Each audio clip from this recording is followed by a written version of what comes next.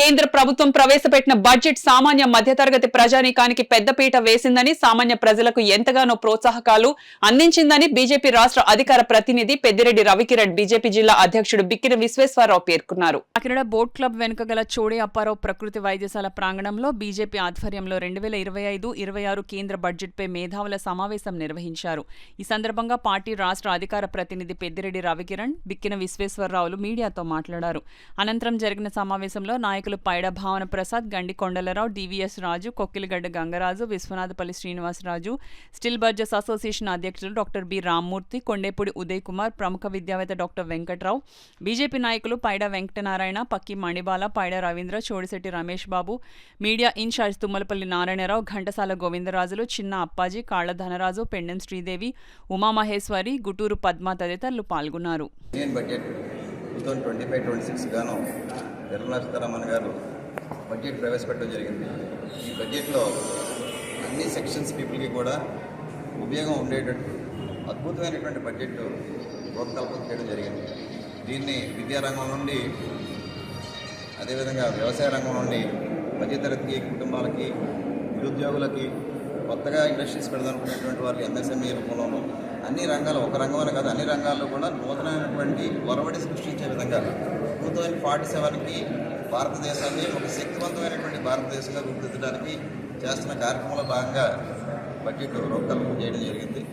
ఈ బడ్జెట్ మీద మేధావులతో ప్రతి జిల్లాలోనూ, ఆంధ్ర రాష్ట్రంలో చర్చ, మేధావులతో ఇంటరాక్షన్ కార్యక్రమం చేయడం జరుగుతుంది. దాంట్లో భాగంగా ఇవాళ కాకినాడలో ఈ కార్యక్రమం నిర్వహిస్తాం. మహిళలకి అలాగే రైతులకి శిక్షణ ఇచ్చి ఆ గ్రామంలోనే ఉపాధి పెరిగే విధంగా వారి యొక్క జీవనోపాధికి ఇబ్బంది లేకుండా కొత్త పరిశ్రమలు కూడా ఏర్పాటు చేసుకునే విధంగా వ్యవసాయ అనుసంధానంగా దీన్ని రాష్ట్ర ప్రభుత్వాలతో అనుసంధానించుకొని తద్వారా ఆ గ్రామాల నుంచి వేరే చోటకి వెళ్ళిపోకుండా, వారి జీవనోపాధికి వెళ్ళిపోకుండా ఆ యొక్క గ్రామాలను ఉపాధి పెంచడం ఒక చక్కటి కార్యక్రమం శ్రీకారం చుట్టారు. సో ఇదొక మంచి కార్యక్రమం. అలాగే అత్యంత దిగుబడి సాధించే వంగడాల కోసం ఒక కొత్త mission, national mission for high yielding seeds, కొత్త వంగడాలని, విరిగైన వంగడాలని, అధిక దిగుబడి, తెగులు నుంచి అత్యంత ప్రొటెక్షన్, అంటే వారికి తెగులు వచ్చిన ఇబ్బంది లేకుండా పంటలకు ఉండే విధంగా కొత్త కార్యక్రమాన్ని శ్రీకారం చుట్టారు.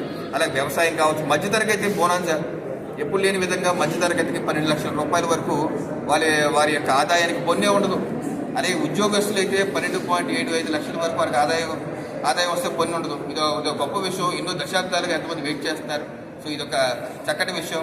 అలాగే ఎంఎస్ఎంఈ పార్క్స్కి ముఖ్యంగా మన రాష్ట్రానికి ఉపయోగపడేది 2,500 కోట్లు ఎంఎస్ఎంఈ పార్క్స్, అంటే ప్లగ్ అండ్ ప్లే పార్క్స్ నిర్మాణం చేయడం కేటాయించారు.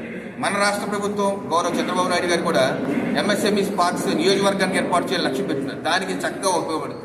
మన కేంద్ర ప్రభుత్వాన్ని అనుసంధానం చేసుకుంటూ, కేంద్ర ప్రభుత్వం ఇస్తున్నటువంటి వనరులు ఉపయోగించుకుంటూ, అలాగే బడ్జెటే కాదు బడ్జెట్ ఏతర కూడా కేంద్ర ప్రభుత్వం సహకరిస్తుంది. అన్ని విధాలుగా ఉద్యోగ కల్పనకి ఇటీవల మనం చూసాం. నేషనల్ హైడ్రోజన్ మిషన్ ప్రధానమంత్రి నరేంద్ర మోడీ గారు 1,80,000 కోట్ల రూపాయలు అయితే శంకుస్థాపన చేశారు. అలాగే రైల్వే జోన్కి శంకుస్థాపన, అలాగే విశాఖ స్టీల్ ప్లాంట్కి 13,000 కోట్ల రూపాయలు ఆర్థిక పునరుద్ధరణ ప్యాకేజ్ ఇచ్చారు. అలాగే అనేకమైన కార్యక్రమాలు, బీపీసీఎల్ 90,000 కోట్ల రూపాయలు, అమరావతికి 15,000 కోట్లు, అలాగే స్మార్ట్ నగరాల నిర్మాణానికి 5,000 కోట్లు, ఇలాగ అనేకమైనటువంటి లక్షలాది కోట్ల రూపాయలు ఈ 7 మాసాల్లోనే మనకి ఇచ్చారు. అన్ని సద్వినియోగం చేసుకుంటూ ప్రగతి పదంలో చంద్రబాబు నాయుడు గారు, పవన్ కళ్యాణ్ గారు, నరేంద్ర మోడీ గారు ఒక డబుల్ ఇంజిన్ సర్కార్ ఉంది. అన్ని నిధులు సద్వినియోగం చేసుకుంటూ రాష్ట్రం యొక్క సమగ్ర అభివృద్ధి ఈ బడ్జెట్ ద్వారా సాధించగలుగుతామని తెలియజేస్తారు.